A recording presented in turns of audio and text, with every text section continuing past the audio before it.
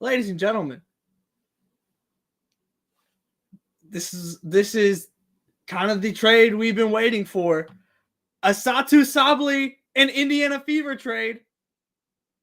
But she ain't going to Indiana. Oh my goodness, y'all. This is crazy.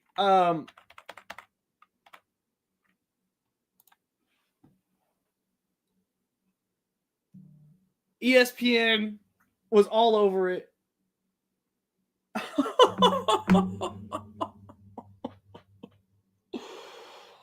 Oh man, where do we start?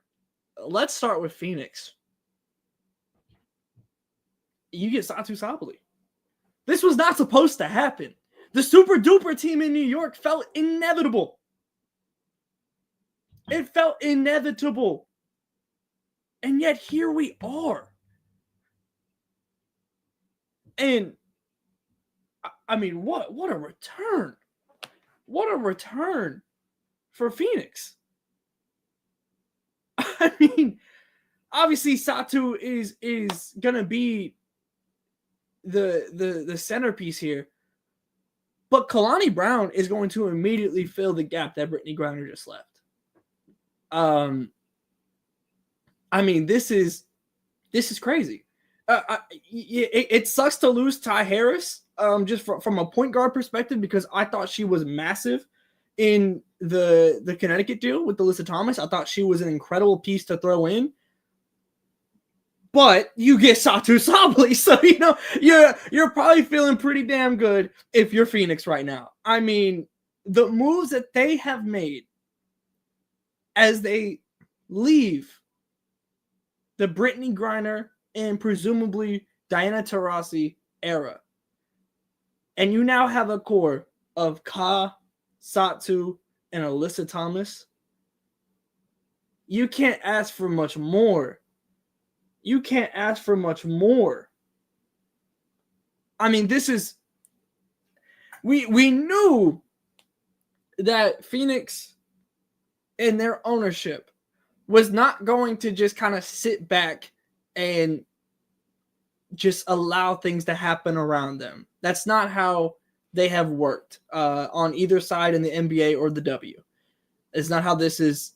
That's not how this has worked. And so to see Phoenix moving like this is not surprising.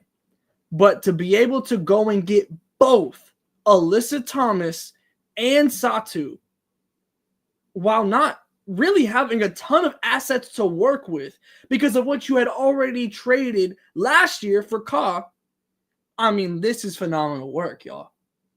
This is phenomenal work. Let's talk about Indiana here. I mean, it felt like Nalyssa Smith when you signed Natasha Howard, which we can also talk about because we didn't do a video on here about it. But Natasha Howard is a fantastic pickup for Indiana. You want to talk about a player who has championship experience, runs the floor, plays the four. Like, that is the type of player, and also spaces the floor as well. That is the type of player that fits perfectly next to Caitlin Clark, fits perfectly next to Aaliyah Boston, fits perfectly next to Kelsey Mitchell, but it also, frankly, made Nalyssa Smith expendable in terms of a trade. And so Kalani Brown is not a 1-for-1 replacement for BG. But in terms of filling the gap at center, because here's the thing, you're not going to be playing with a true five in that way. I mean, Nalyssa Thomas is such an anomaly that, like she can. It's going to be very different. It's just providing the look and size that Brittany Griner can bring for Phoenix is what I'm meaning by that. But for Indiana, you get Sophie Cunningham, and look, Sophie Cunningham is not my favorite person. But if you're talking strictly hoops, what a fantastic pickup for Indiana. You want to talk about a player that can slot right in with Kelsey Mitchell and with Caitlin Clark on the perimeter. And start more than likely in that Lexi Hole spot. The defense that she brings, like the tenacity that she brings, she is the exact type of player that you want next to your two guards who are just so offensive heavy in this way. And Sophie Cunningham still spaces the floor. They added so much floor spacing in this free agency with Sophie and with Natasha. Like, the amount of room that Aaliyah Boston is going to have to operate for Indiana is absolutely insane. I mean, goodness. Again, it's Satou, Sabally, and the Fever in a trade, just not the way that we expected. I mean, I would love to know. I would truly love to know what New York in those conversations were looking like. And I don't know if we'll get the information to that, but my assumption is that, I mean, obviously the number 8 pick here is important. What pick did the Liberty have in this draft? Hold on. There's so much going on.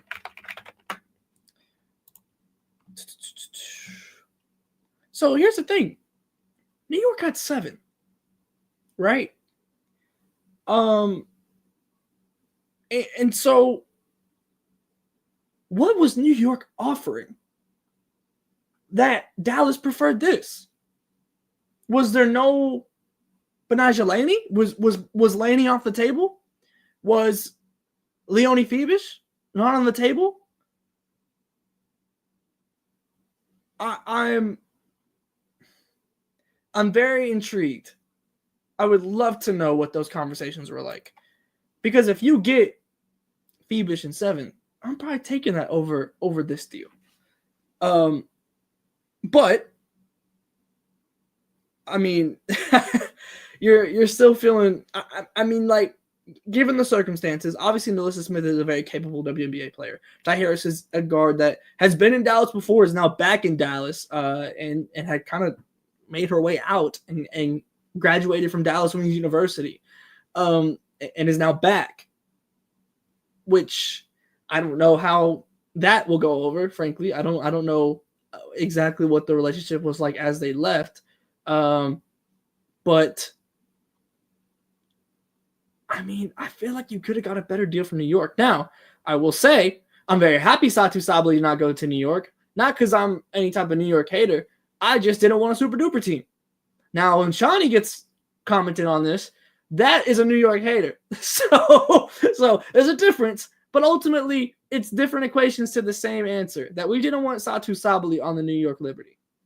But I mean, the way that Satou will be able to fit in with Phoenix, the pressure in just varying ways that you're going to be able to put on opposing defenses, with whether it just be Alyssa Thomas just kind of manning that free throw line extended area, and being able to set screens, and the off-ball movement from Satou and from Ka. Like, this is fantastic from Phoenix. Again, if you are trying to win now and stay in a win now mode, forget an arms race. They sprinted. Wholly overpaid from the Fever. This is interesting. I don't think this is any type of crazy overpay from the Fever. Now, you know, if you feel like if there was a wing that you really liked that was going to be there around 8, like I would understand in that way. But what Sophie Cunningham brings is that kind of immediate replacement at the roughly, the 2-3 area. And you now have Natasha Howard filling your 4, which is probably what you're going to be trying to draft for. So honestly, for the Fever, as they continue to really strike a great balance to me of planning for the future in a way, with, like, obviously, like, you know who your future is with Caitlin and with Aaliyah, but you're also bringing in really solid win now players that still have time left. And I do think, it just simply, I've talked plenty about how I felt about Chicago potentially trading their pick, about how I felt about Los Angeles trading their pick for Kelsey Plum. the Indiana Fever are a step or 2 steps ahead of all of of these other lottery teams from this past year. Caitlin Clark has just simply raised their floor, and so now you can go and do a move like this. You can go and sign a player like Natasha Howard, and again, I was talking already, just on the hypothetical of them getting Satou, about them being a potential conference championship level team. And now I think with Sophie and and with Natasha Howard, I think you've reached that same height of what you can do with them. Who starts, Lexi or Sophie? I would put money on Sophie if I was to guess.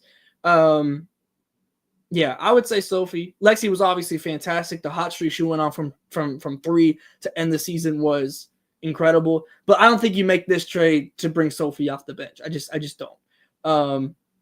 DeWanna Bonner with the money available now as well, possibly for Indiana. Possible? Yes. Likely? I would still presume until proven otherwise, it's DeWanna Bonner to Phoenix is what I'm going to assume. Until that just doesn't happen, frankly. Obviously, Alyssa Thomas, wifey, it is what it is. So, my guess is until proven otherwise. Even though DeWanna Bonner, they don't really need DeWanna Bonner, but you're not saying no to DeWanna Bonner, especially at a potentially good price. So in that sense, I don't know, potentially Seattle, who NECA re-signed today as well. That was announced on ESPN. Maybe somewhere like that. But again, I'm just assuming DeWanna is going to Phoenix until proven otherwise. Let's see. Sophie's a big upgrade over Lexi. Sorry, Lexi. Yeah, I would say so. Again, and to this point here, Lexi moving to the bench improves the bench. Completely agree. Just the depth they're adding. Again, I don't know if you're finding anyone of value, especially as they look to go into a more win now mode, because to this point here, they need more experience, which I also agree with. As you're looking to win now, and rightfully so to me, Sophie Cunningham is going to be a more immediate contributor and more than likely an easier projection of fit than whoever you're getting at number 8. Even though I liked several of the prospects that could have potentially fallen to 8 there in the fit, that was kind of where this is where I was kind of at. If Anissa Morrow would have fallen, you're feeling pretty good if you're Indiana and you get Anissa Morrow. But you have the what if factor. You have the what pace are you trying to operate at as a franchise. There's a lot of different factors that go into potentially not wanting to wait on that. So let's see. Honestly, the moves the Fevers have made don't really convince me they'll contend next year. Maybe not contend. It might not be immediate contention. But I also think that's okay if that's the case. But I don't think you can argue against that the Indiana Fever got better. I don't think you can say that. Did Indiana give up their first round pick? Yes, they give up their 8th round, the number 8 pick, to Dallas. What about Phoenix, y'all? This is crazy. Did anyone expect Phoenix to be the team that was moving like this? Again, the mentality was there, but the resources weren't. So for them to be able to facilitate these trades in the way that they've had is fantastic. I can't get over that. And now I'm really interested in Dallas and Ty Harris, because Ty Harris was really, really good last year, really good. And now, is Ty Harris a player that stops you from drafting who you might want to draft? I don't think so. But are they preparing to maybe need a different point guard? Maybe. Phoenix kind of had to since they bought in so heavy at the guard position last free agency. They couldn't reset easily. So I agree that they kind of had to continue to win now because they were just in a weird position because they had already kind of committed to the win now. What I'm saying is not about intention, but the fact that they were actually able to do this is what is so incredible to me. Because again, I just think they have the resources, frankly. And whether that just be money, whether that be draft picks, et cetera, I just didn't know if they had the pure resources or the will to trade off some of the players that they had. I didn't expect to see Natasha Cloud moved. Not in that way. So the fact that they were just willing to go ahead and do that, I mean, more power to them. I mean, it's the business. So like that's what's pretty crazy to me. It's just having the ability to go and make these moves. I felt like the want was always there, but the ability to make it is a completely different thing. Phoenix has no point guard. I mean, I think that this is the glaring hole right now for Phoenix. But also, like you have players that are capable of bringing the ball up. You have players that are capable of playmaking. You don't have your true point guard. That's where Ty Harris, I thought, was such a fantastic move for them, because even if that was it, like Ty Harris is a starting WNBA point guard without a doubt. And so to have her, that was immediately like that gap is open back up. So I'd be very interested in seeing what that looks like going forward. I don't know what their money looks like right now, to be quite honest. So I don't know what is kind of left for them to try and go get.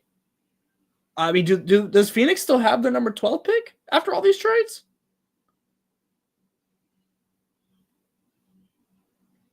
I don't know if they do. Chat, do they still have their 12th pick?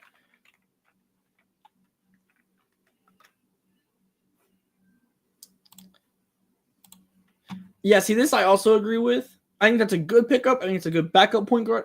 That's not your starter. That's not your starter. Any news on Tina Charles? No, I haven't seen anything on Tina Charles. No word on Tina. I mean, I'll tell you, initially, when I saw the moves that Atlanta made, which were insane, going to get BG and Bree Jones, I still haven't fully wrapped my head around that in the why behind it. Frankly, I don't really understand that fit, but obviously that means Tina Charles is not going to be returning to Atlanta, surely. Immediately a team like Vegas comes to mind. We saw that Cheyenne Parker-Tyus was going to be more than likely headed there. But I don't know if that changes anything about the idea of bringing Tina in, frankly. But that's the first thing that comes to mind to me for Tina. Okay, Connecticut does have a 12th pick. That's what I thought, because that would have obviously been a place to draft, potentially like a Tahina Pau. If you're Phoenix, like just off the top of my head, I let Shardy do the mock drafts. I think Phoenix is dangerous. If Satou stays healthy, AT has 2 good scores to dish to. Yeah, I mean, I think that's what's massive is how can they stay healthy, and Satou in particular, because when Satou was healthy, 2023, she was all WNBA first team. Like, she was one of the best players in the WNBA. And again, and now you're moving to a spot where the system, I feel like, just totally adds up for Satou, in the sense of just allowing her to do what she does best on the offensive end, which is the pace, the threes. Like, it makes sense to me in that way. It's truly just a matter of staying healthy and what that looks like. But I mean, this is, I tell you right, I think Phoenix got better. I think Indiana got better. Dallas, again, I would love to know what the alternative is. Not that this is like an inherently bad trade for them, especially, just given the circumstances of like Satou is leaving. Like, she played her last game in Dallas, word for word, verbatim. She had played her last game in Dallas. So, like, in that sense, you get a number 8 pick.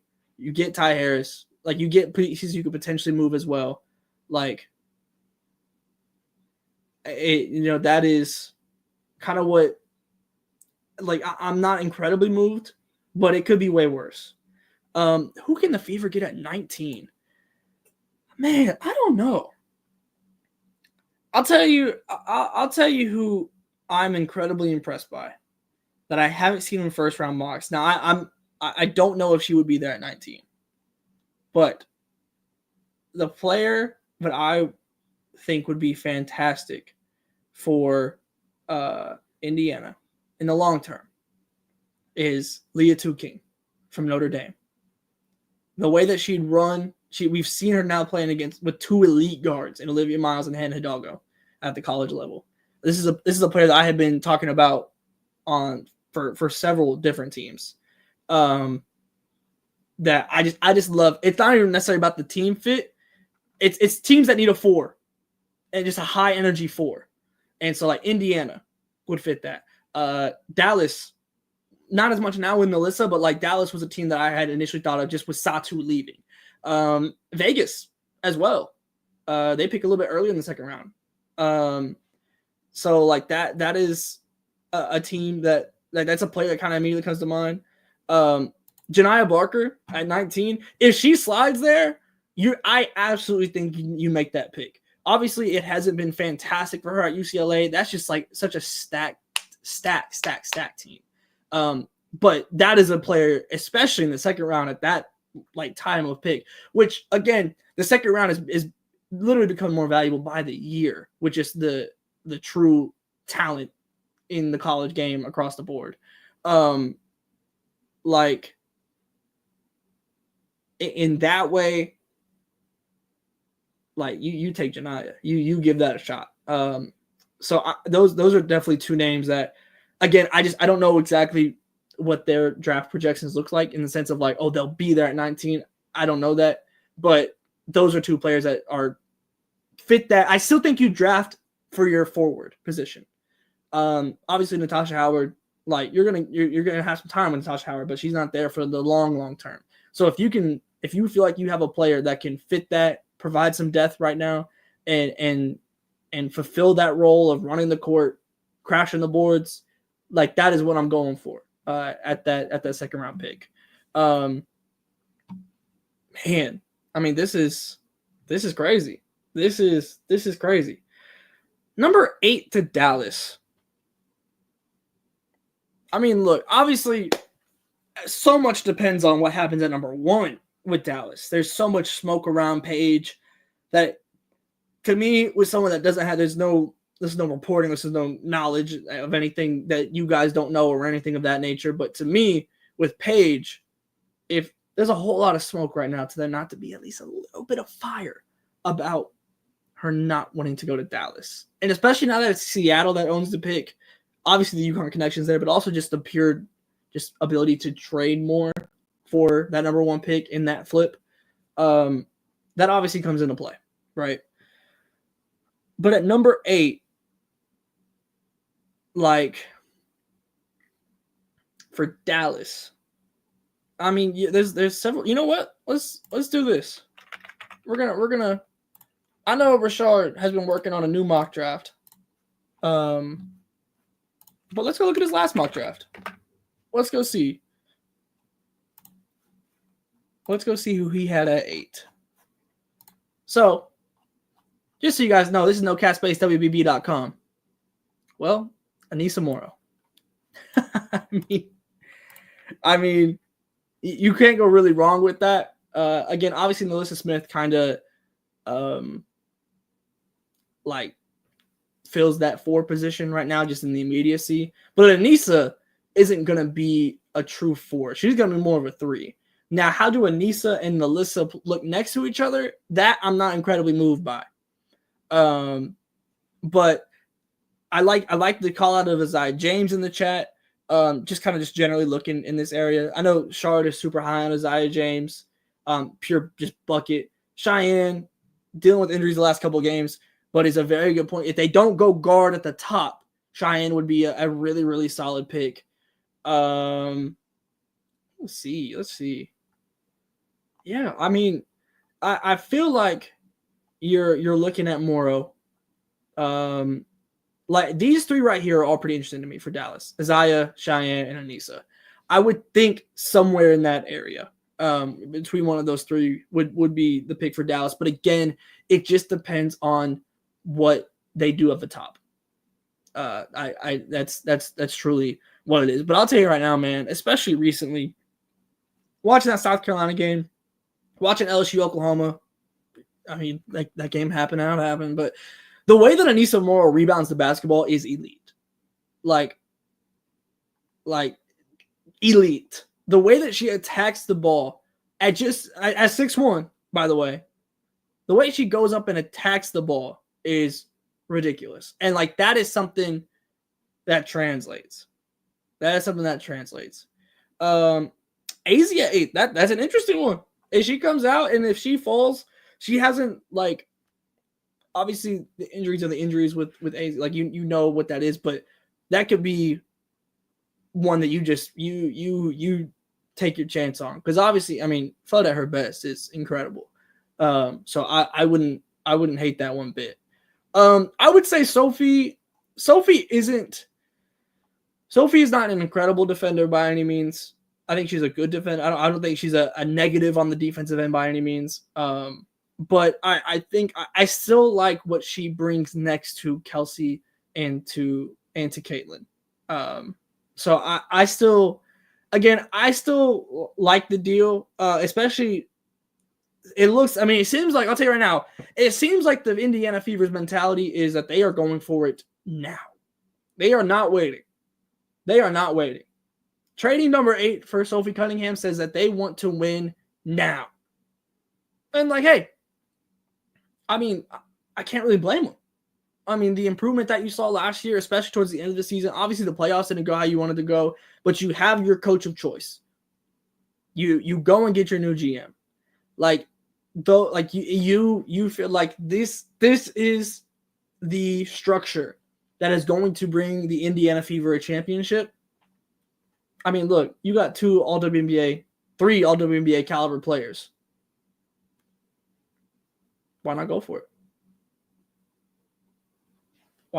it? And so, to me, I understand that thought process if that is where they're at, which it certainly seems like they are. So I can't hate on that. Who's going to be the backup center? Maybe a little TBD on that. Like there's still, I mean, there's still other, I would, getting another big would be nice, but that might be TBD. Or maybe, depending on what you would want to get at that second round pick, if you feel like there's a player there that can go in and give you good rotational minutes, it could just be through that. Several of the ones that we had mentioned already. Like, but yes, also here as well. So, like, I would still be, if you went and got another big, I would probably feel a bit more comfortable. Especially now that you have Lexi coming off your bench. That's kind of your wing, your 2-3 depth. Still need a backup point guard right now.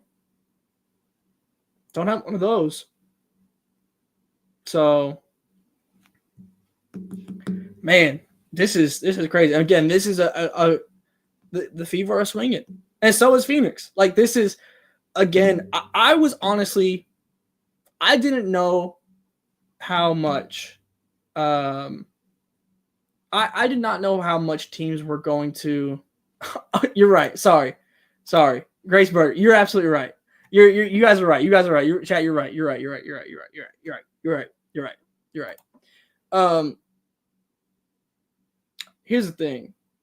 I did not know, with the CBA on the way, I was not sure what this free agency was going to look like.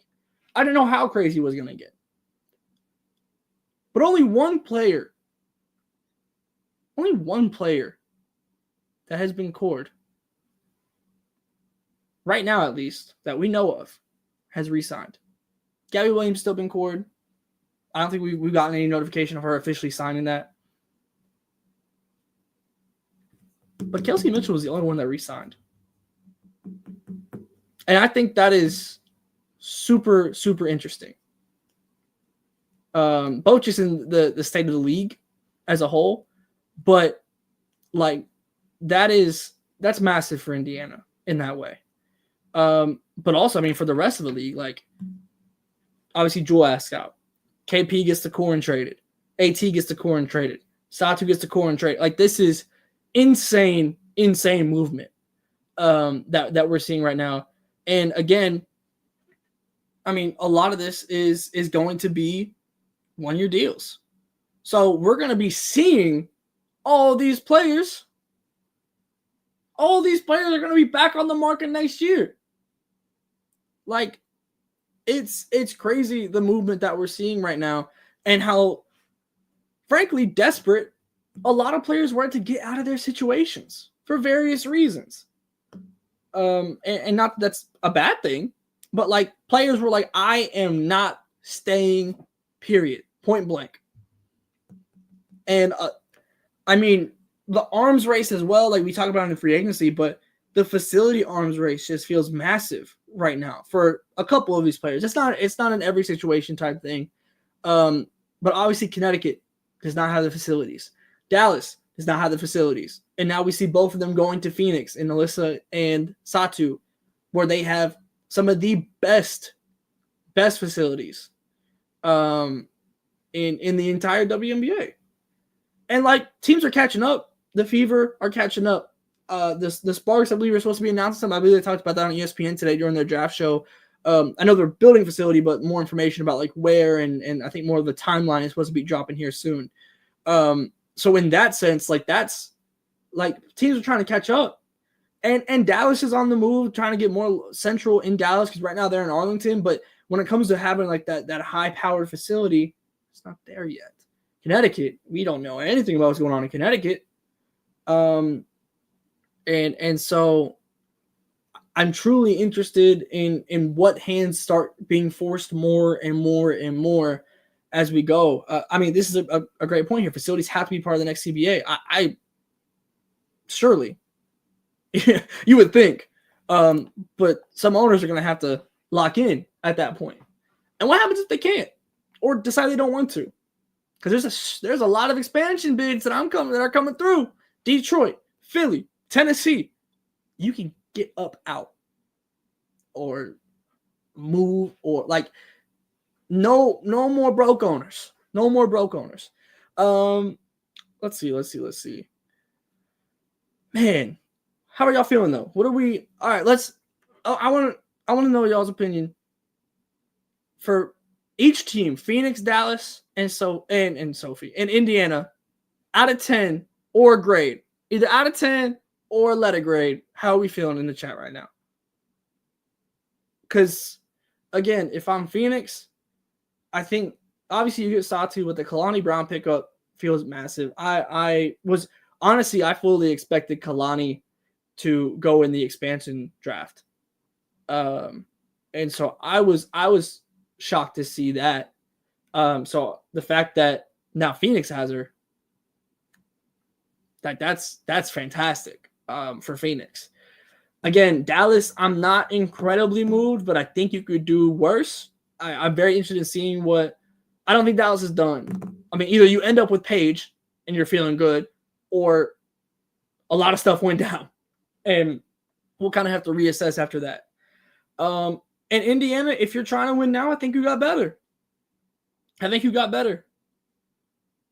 Indiana C+, Phoenix B, Dallas B. Ooh.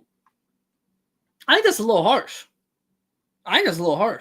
Fever get a D+. I feel like this is a bit harsh.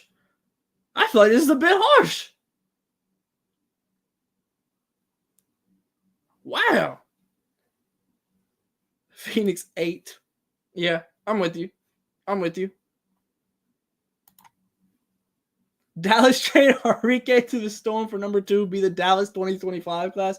Look, I had a whole hypothetical in my brain for Dallas to get a bunch of stuff from Seattle and then draft at 2 and 3 if Chicago had traded their pick.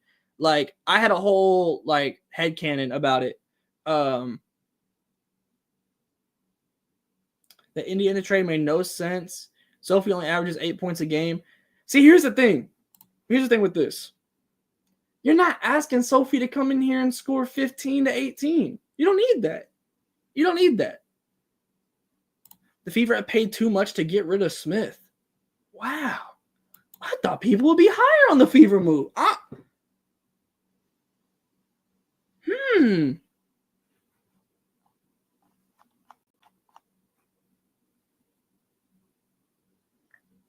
I will say, I do think seeing what the 8th pick looks like once we get to draft day and once we can be like, okay, this is presumably what Indiana had to work with from what they could have had instead. I think we might be able to have a better, a better idea of it then. But I'm feeling like, I mean, again, if you're trying to win now, if you're Indiana, this is a win now move. Wow. I'm pretty shocked at these grades. Let's see. Indy B, see if Morrow slides. See, yeah, we're on the same wave, kind of seeing about where the number 8 pick goes. Phoenix A-, can't hate on that. Dallas B-, they can't do much though. Yeah, I mean Dallas, again, this could have been the best trade available. So like I'm not even gonna like give Dallas too much like hell in that way because I don't think it's a bad trade regardless, given the circumstances. But I would love to know like what that would look like in that way. So like I'm not too mad at it. Yeah, Nalyssa is going back to Texas. Played college at Baylor.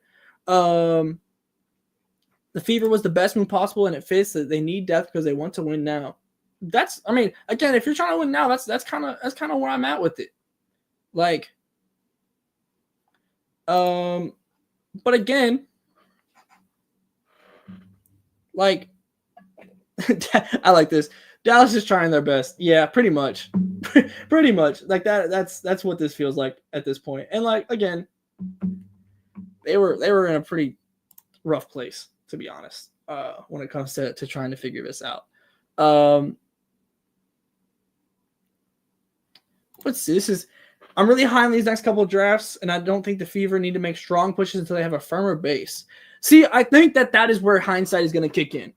Because in my head right now with it, it's if Indiana wants to win now, immediately, we're going. Then I think that this is a good move if that is your mindset. Now, in 3 years, if we don't see playoff success from Indiana, is there a possibility that we look back at some of these win now moves and look at them very differently? I think that's a possibility. Now, do I feel, if I'm looking at it from the win now perspective, I like these moves right now. So, like, but I don't necessarily disagree. I think that is just going to be a hindsight type of thing, where and if you disagree on them trying to go win now right now, I think that's totally fair because you can continue to kind of build that up. You can kind of build that up through the draft and everything. But again, as I kind of said earlier, if you feel like you have your GM, if you feel like you have your coach, and you feel like Caitlin Clark, Aaliyah Boston, and Kelsey Mitchell can win you a championship now, I mean, I understand. I understand the tenacity to go and make those moves. Let's see. Love this deal for Phoenix. Team is going to have a brand new identity next year. Yes, 100%. I'm with you. Again, leaving the Brittany Griner and Diana Taurasi era and moving into this next era like this is crazy. Like genuinely insane that they have been able to pull this off in this way. And I mean, frankly, get better. Get better. Like, I think Phoenix, like, I'm worried about the point guard spot. I'm a little worried about the point guard spot, but Phoenix is likely going to be better this year. The There's so many good women coming in from college. Ivy League school has some ball, 100%. So I think, welcoming, frankly, this could be part of the reason why Indiana makes this trade. Because, again, I don't know, like, who's going to be there in the second round. I don't have, like, draft projections like that. But what if you just feel like the depth is legit enough where you have 2 second-round picks and you feel good enough to go find your depth for your team in the depth of this draft? We've now seen, I mean, we've had second-round pick players, you know, really do well over just in general over the course of the WNBA. It happens. But now, again, as we kind of touched on, the depth in these college drafts are ridiculous. And it's not going away. Like, this is the new standard. Draft picks mean more in the WNBA now than they ever have. And so, to that point, you might feel bad about trade number 8. But also, with the depth, you might feel like if the Fever feel like, hey, the players that we want, that we feel can contribute are there, and you can go add Sophie Cunningham, that might just be the mindset. Like, there's going to be some legitimate WNBA players in the second round, and you have a chance to get to put a shot up on 2 of them. So if that is kind of the move that you're making right now, and that is the mindset, I'm not mad at that. Again, assuming I am operating under this trade that the Fever are looking to win now, and under that kind of pretense, this is a good move. Good move. Now, I do think this is a great point. The ability to have rookie contracts, pre-CBA negotiation, and having that long-term control is major. Is major. But also here, are players going to stay because of that CBA control and making less money? Like, there's so many different things, and frankly, we might not be able to fully judge this until we know who has entered the draft. Because maybe the players that we think are at number 8 are going to be the lottery players. I mean, truly, you know? So, like, we don't exactly know yet what that's going to look like. I've seen this question a couple of times now. I kind of touched on it earlier. Does Sophie start over Lexi? Lexi's defense and hustle saved many of their games. I would say you're not making this trade unless Sophie is starting. But, again, Lexi is going to be there and is going to be a very impactful player on this Fever team, starting or not. So I wouldn't be too worried about who's starting, who's not. Like, I think that they'll both be very impactful. But yeah, man, this is crazy. This is nuts. I mean, this free agency, this has been the craziest free agency of WNBA history. There's no way. There's no way. Look, man, WNBA is older than me, but I would imagine. I don't know any other free agency that's been crazier. Maybe the start of the league. I don't know. Like, oh man, this is incredible. I mean, this is what we've been asking for. This is what we've been asking for years in the WNBA, is to have not only this level of chaos in free agency, but this level of reporting and access. Whether that just be through insider reports or if it's unrivaled, whatever that kind of looks like. This is wonderful, man. This is wonderful. I mean, this feels like kind of the conclusion of, to a point. Like, obviously there's more moves to be made, but when it comes to, like, these blockbuster trades, like Alyssa Thomas been dealt, Jewel Lloyd, Kelsey Plum, Satou Sabally, like, this is probably like the final peak, until potentially Dallas trades number 1. That feels like the last, like, if we're really just gonna go for maximum chaos, it's Paige forcing her way out of Dallas. That is the last move. But y'all, this is crazy. Thank y'all for tapping in randomly like this. I gotta bounce, but I was literally, like, on the way out of the door of my house. This keeps happening. I keep trying to, like, leave my desk, and then something happens, and we got to have an emergency show. So thank y'all for tapping in here. Make sure you're subscribed and hit the bell so you're notified whenever stuff like this happens, whether it be post-game lives, whether it be emergency lives. there's so much going on in women's basketball right now. Unrivaled's about to go on. I'm about to get eyes on Unrivaled as well right now. But thank y'all for tapping in here. Don't leave the house again, Tyler. I literally can't. Thanks for waking up, basketball boy. You're so welcome.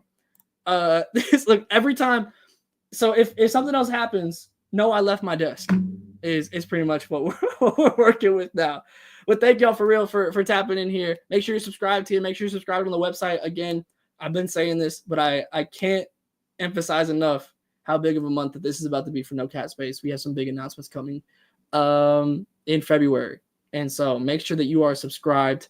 And like, I'm excited. I can't tell you anything else, but just know I'm excited. So thank y'all. Make sure you subscribe here on the website. Go check out Home Field as well in the link in the description. Get ready for March Madness.